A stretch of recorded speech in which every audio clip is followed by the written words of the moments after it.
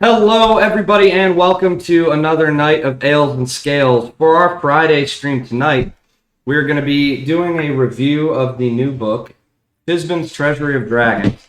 Now, I've gone ahead and read through all of this, and I will say there's some absolutely phenomenal content in this book. It's one of those that it's not like I wouldn't say it's quite like Tasha's or Xanathar's or that. It's more DM focused, though there are some player options. But overall, absolutely outstanding new resource book. So pour yourself a nice stout and join us here as we kind of go through the book. Now, there's a lot of content added with this, and we'll just kind of go over some of the character creation options first. Now, of course, this breaks it down for, different settings, like if you were to use these in Eberron or if you were to use them in the Dragonlance setting, which that even appearing in a book is a really interesting thing, seeing as Dragonlance hasn't been around for a while. But for Draconic races, some of the big key things that we're getting out of this book that are for the races is you now have the option to be a gem-based Dragonborn, which can come in the form of either gravitational or psychic types of powers.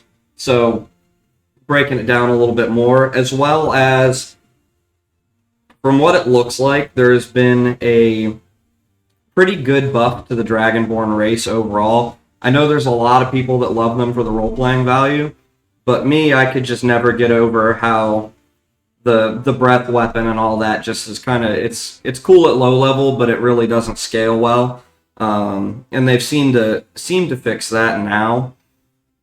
But moving on to the big things that I know a lot of people are really interested in are the two new subclasses. Now you got one for the Ranger and one for the Monk, which is honestly, it's pretty cool, and yeah, they always have been just a tad lackluster, so they're better now. But the Drake Warden is looking really, really cool as somebody that goes by the classic joke of Rangers suck in D&D. I won't lie, I think we've only ever had one person play Ranger.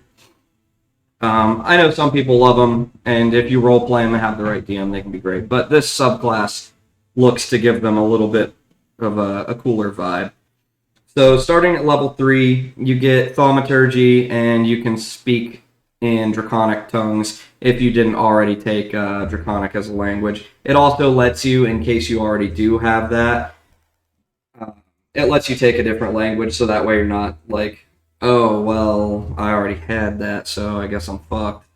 And then the other thing at level 3, you get a Drake Companion. So for those of you that are familiar with Drakes, they are the four-legged, no-winged versions of dragons or within the Draconic species list.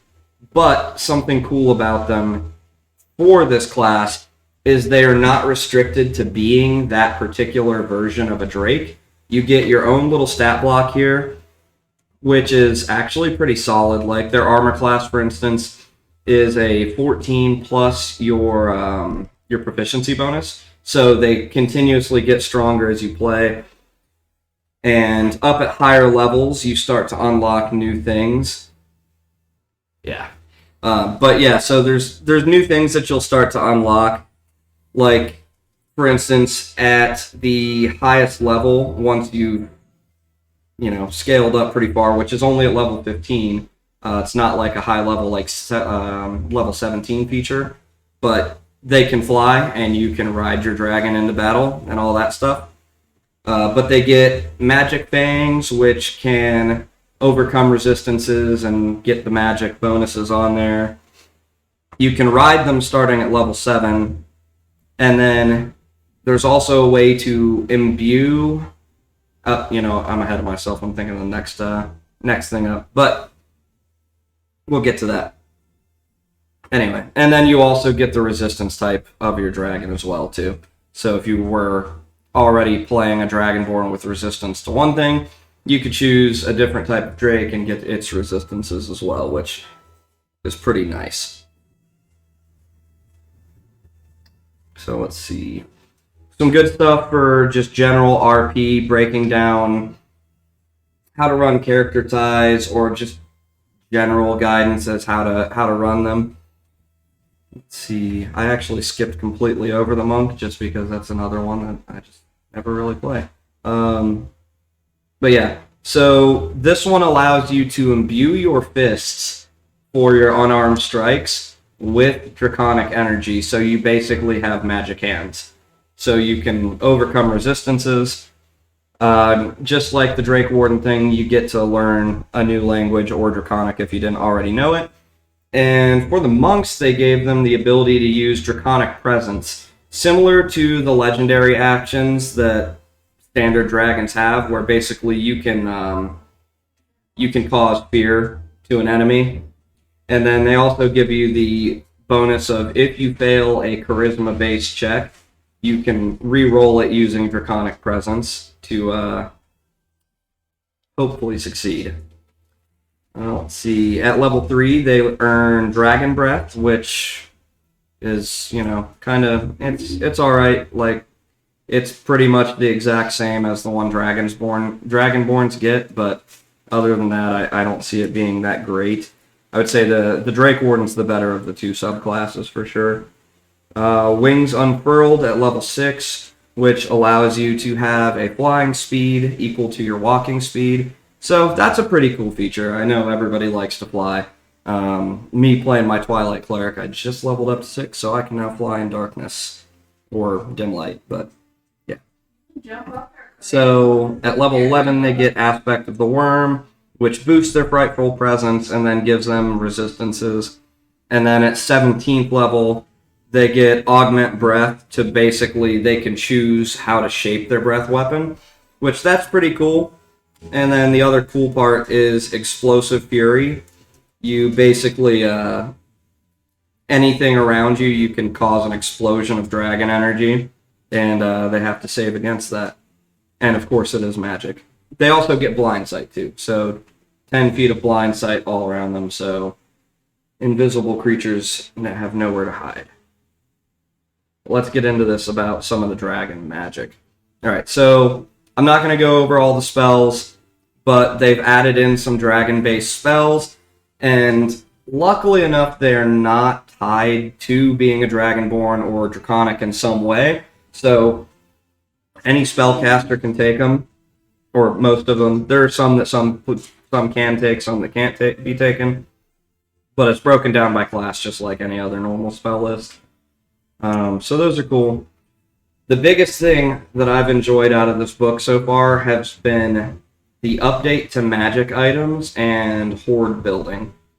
Like, absolutely outstanding work, especially because I know there's been plenty of times where you go into a dragon lair, you kill off this dragon, and then you find, some run-of-the-mill crappy loot that, got rolled off the table, and it's like, okay, whatever.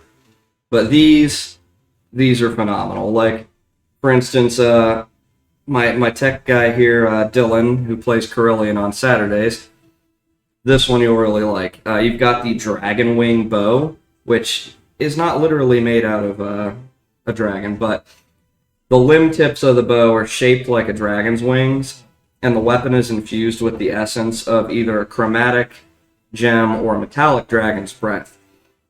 When you hit with this weapon, it deals an extra d6 of damage of whatever type of dragon it was. So you basically get a free extra d6 of magic damage to go into your stuff. It also never requires you to have ammunition.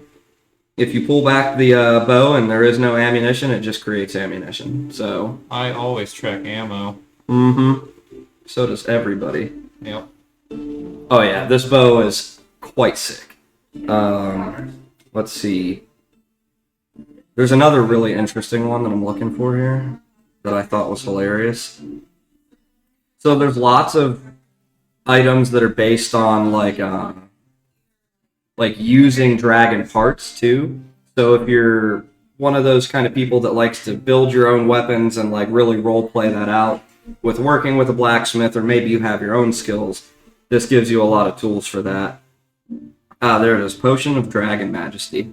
You transform for 1 hour into an adult dragon of which the potion was made. So you just become the big Chungus for a while. Let's see. So let's talk a little bit about the hordes. So basically this kind of breaks down different dragons, like what kind of things they might like or might hoard, at what levels and at what ages they kind of start accumulating certain things.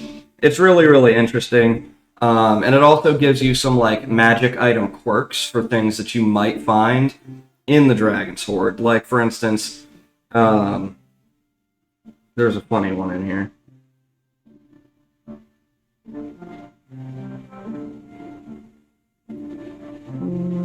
Brain cells, please work. They're not working. So one of them, just for instance, I can find the funny one I was thinking of. But when resting on the ground, the item points in the direction of the dragon's horde that it came from. So just interesting little things that aren't really a big deal. And then there's horde item states. Now, this is a really, really big thing. Basically, depending on the age of a dragon, they can have draconic essence kind of steeped into the weapon. And this is broken down by the age of like slumbering, stirring, wakened, and ascendant, which any of them can be slumbering, but then stirring can come from a young dragon, adult dragons would have the wakened, and then ancient would have the ascendant breakdowns. Like, for instance, one of the cooler ones that I saw is the Dragon Touch Focus. So basically, every level of, slumbering, awakened, whatever it may be, you get all of the bonuses from the previous levels as that item is stronger, or say you're working with a dragon and he's imbuing it, he can basically make it stronger and you keep all of the other bonuses. So for this Dragon Touch focus, right out of the gate, it gives you advantage on initiative rolls as a spellcaster, which is really nice, because a lot of spellcasters don't have the greatest initiative. And while you're holding the focus, it can function as it just is your spellcasting focus. We're going to skip that part. The stirring, it becomes rare then, and basically it keeps the slumbering properties, and then depending on the type of dragon, like chromatic, gem, or metallic, it'll gain different bonuses, like maybe it deals an extra d6 of damage, or one of them lets you teleport to a space within 15 feet of you. And these are all just kind of at-will things, too, so that's another thing making them really, really powerful. And then we get into the Wakened state, which at this point, it gives you a bunch of free spells. And yeah, that's it for that. But they are powerful spells, and they're just free use spells at whenever you want. And then the Ascendant version of the focus is if you use a first level spell or higher, so just not cantrips, you treat the spell as if it were cast at 9th level once per day. So you get a free 9th level spell slot, pretty much, which is definitely pretty powerful. And they have this same kind of breakdown of like ascendancy for weapons, armor, shields, all sorts of different cool things that are really interesting. They even have like ornaments or gems that you could socket into something else to give it those abilities. And then for those of you that have DM'd out there, I'm sure some of you have seen it in the DM's guide. You've got what are called boons or legendary boons, whatever it may be. And beer break for a second.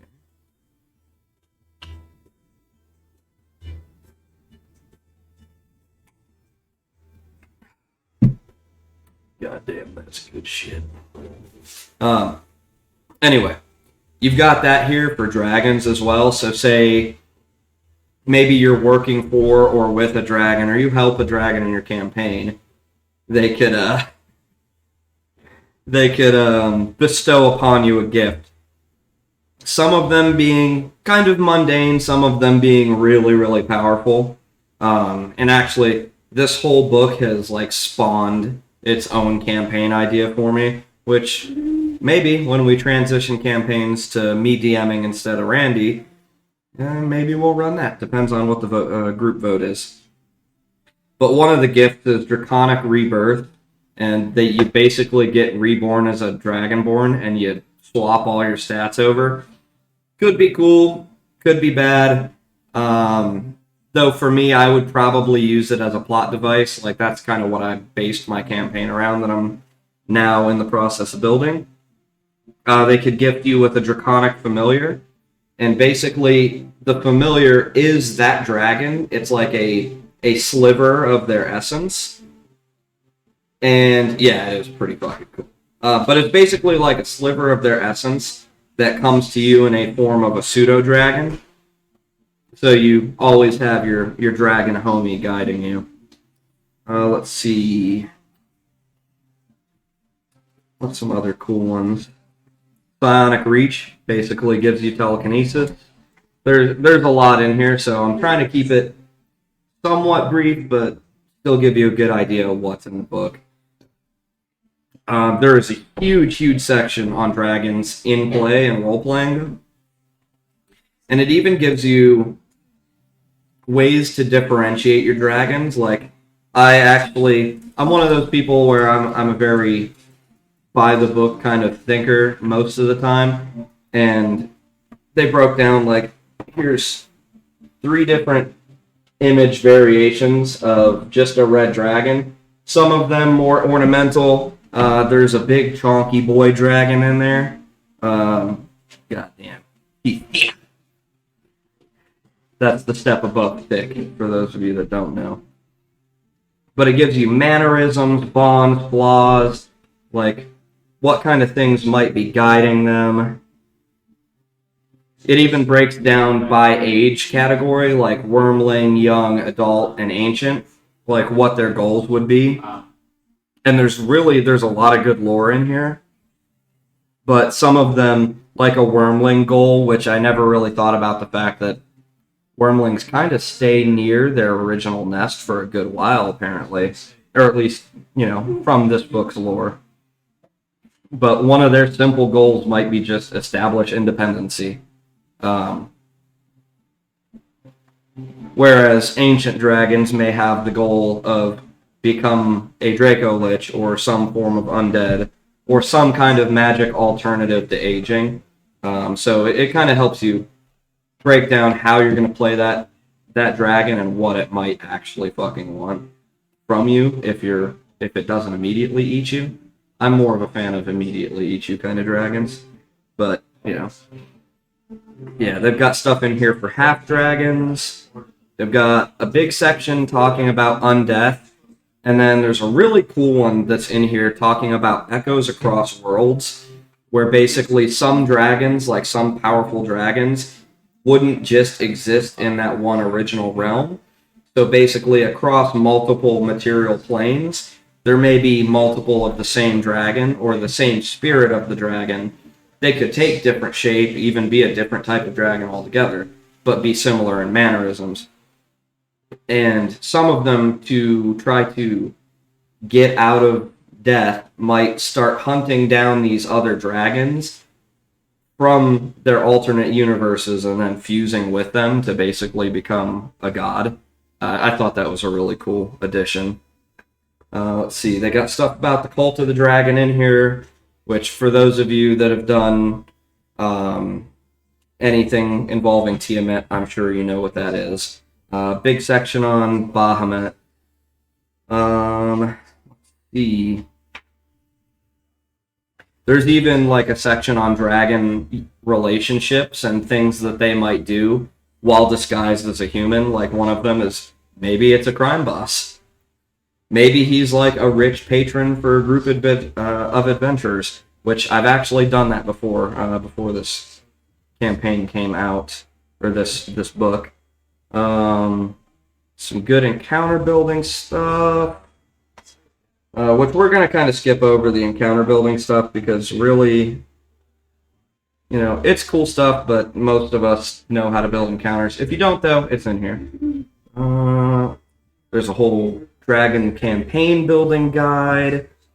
Here's the thing talking about the lairs and the hordes, which is really fun. Which this really breaks down and extends, like, what a dragon's lair may look like, how it might warp the area around it. Oh yeah, this is the book that brings the dragons back into the dungeons, if you will, because it's been rather dragon light in my past few campaigns. So this one's definitely inspired me to do like a true classic D&D campaign. Oh, let's see. Horde quirks, yeah, whatever. All right. What I really want to get into next. Okay, so there's also a whole new Horde chart. That is, instead of using the DM's Guide Horde chart, you would use this, which gives you a better breakdown of what they would have, and it's by age category, so it's not just like a one and done. You can use it multiple times, and it breaks it down a little better. So there's a whole guide. Every single type of dragon, gem, metallic, chromatic, every single one of them has their own, like, 3 pages of example dungeons, and, like, connections, things they might be doing. And we're going to just kind of go through this. And, goddamn. I want to get into some of the new creatures, is what I'm trying to skip ahead to. Yeah, they're definitely a lot of fun. And I think they're underutilized in a lot of games. Like, the roleplay potential for using and having a dragon in your game, like, it's astronomical. Like, there's so much you could fucking do. I mean, like, we have a dragon in our current game. Mm-hmm. Well, it's just like in my first campaign, I had a dragon that was literally just bored and would follow them around from tavern to tavern, and buy him drinks here and there, and that was about it, all he would do, until the end game where they figured out he was a god and a dragon. Alright, so here we go, the bestiary. So, of course, you've got all of the gem dragons now. So, for those of you that saw it for the anniversary a little while back, they did a limited edition stat block for a sapphire dragon, as well as a miniature for it. Could you grab that from my back room for me, please? What am I grabbing? The sapphire dragon. It's up on the shelf. It was a really, really cool... Oh, yeah. That's like the most fun part about dragons. It's just the fact that they could literally be anywhere. Where the fuck was I? Oh, yeah. So anyway, they did a sapphire dragon thing for the anniversary. But now you've got the full extended thing of like topaz, amethyst, crystal. Like there's all sorts of new ones. You've got updated stat blocks for both Tiamat and Bahamut, which are cool. And now you've got a new classification of dragon that is above ancient. And this would basically be one of those dragons that's been hunting the echoes of itself. They are great worms, which is like a greater version of a dragon. And their stat blocks are absolutely insane. I think the lowest tier one is a CR27 stat block. For those of you that wanted to see it, here's the Sapphire Dragon that they did the release for. Here, let me put that up on. Yeah. Such a neat mini. I fucking love that mini. Did we freeze? Why the fuck is the TV doing this?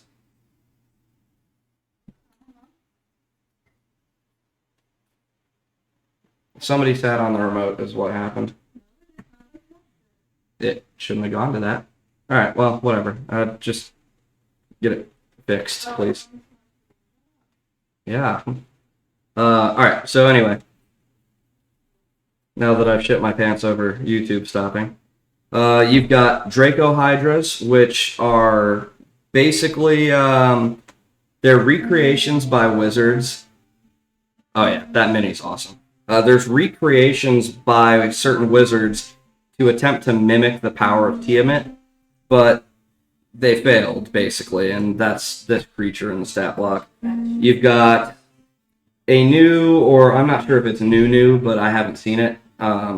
There's a new breakdown for Draconians, which are basically like twisted versions of Dragonborns that are made from like evil infused eggs, or there's all sorts of stuff. They basically give you enough stat blocks for these guys that you can make a whole little army out of them. And they range from anywhere from a half CR up to CR4 in terms of challenge. Oh, CR6 actually.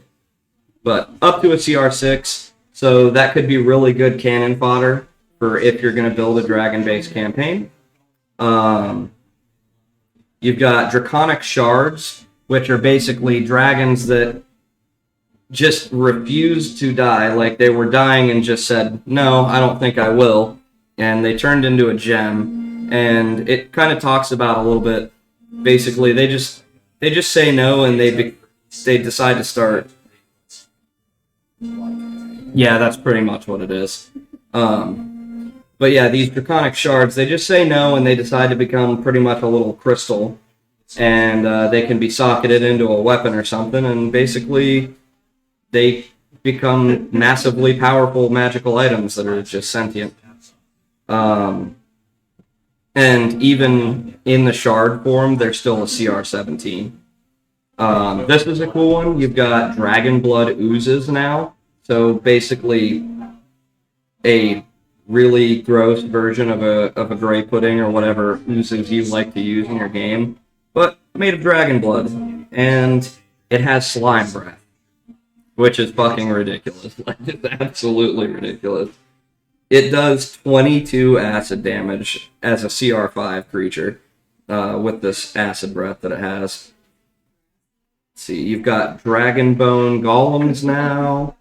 Multiple Dragonborn stat blocks for, like, yeah, it's ridiculous.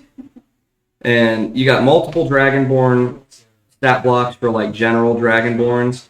And then this was one I thought was really cool. I'll try to show you the artwork for it. But it's a dragon flesh grafter, where basically somebody was trying to graft in either dragon bones or flesh or whatever it may be into their body, and it basically makes them go insane. And they run around just throwing up dragon blood acid all over things. There's also a higher version that's called a Dragon Flesh Abomination, which is a more complete transformation, but it's pretty awful. Let's see. Some NPCs ones. Okay, this one's another cool one. I don't know if any of you guys have ever... Yeah, this is just the creatures that came out of this book have been awesome. That's why I really wanted to focus a lot of time here. Because you got basically like a Griffin replacement. So if you've ever run Waterdeep, they have Griffin Cavalry. And this, you've got what are called Dragonels, which are like basically a lower tier version of dragons, kind of like... what the hell are they? Wyverns. Similar to wyverns, but they have all four legs, and they're depicted as being ride-worthy creatures. You've got updated Dragon Turtle stat block, because in the base book, you just get the basic Dragon Turtle. This breaks them down by age category. You've got Egg Hunters, and here's another absolutely disgusting abomination that I fucking love out of this book. Elder Brain Dragon. Yes. It's basically an Elder Brain that found its way onto a dragon and took over its body. And basically it talks about these things being like great generals for, illithid armies. I swear to fucking God, if I ever run into one of these and I'm the player, I'm going to be upset.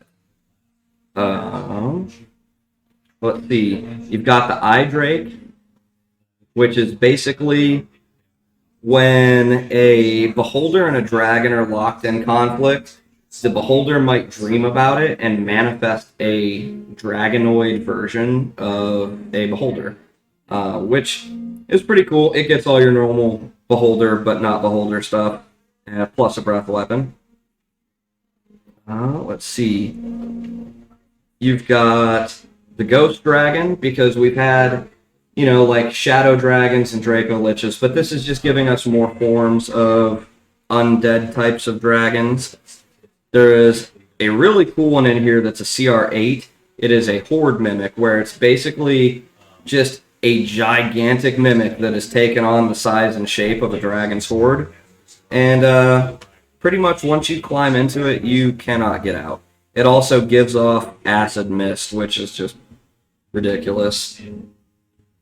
Let's see. That one's another cool one. You've got what's called a hollow dragon added in, which are pretty high up, where basically it is the flesh of a dragon, but it's completely hollow inside, and all of like the fleshy bits that weren't hard scales become pretty much whatever type of elemental magic the dragon was from. You've got what are called metallic peacekeepers, and they're basically... Oh yeah, these are going to be awful, and I'm going to use them all. I'm definitely going to use them. You've got metallic sentinels, so they're called. You've got a peacekeeper and a warbler, but they're basically creatures that a metallic dragon might create, and they look very... they look a lot like the Prometheans from Halo to me. But they're basically things that the metallic dragons can create to go and protect a village as their guardian or whatever. There's another completely new type of dragon that's been added in as well, which is the Moonstone Dragon, which is basically a Feywild dragon. They're pretty cool. They get some really interesting breath weapons. Like they get something called Dream Breath, which basically puts the target to sleep. And then they've got Moonlight Breath, which is also a pretty cool thing. And then last on the list that I'm going to go over is they've now added like true sea serpents that are draconic in nature, and they've broken that down by age category. So there's a little bit, the Fey Dragon. Here, let me show you a picture of the Fey Dragon real quick, because it's a really cool concept art for it.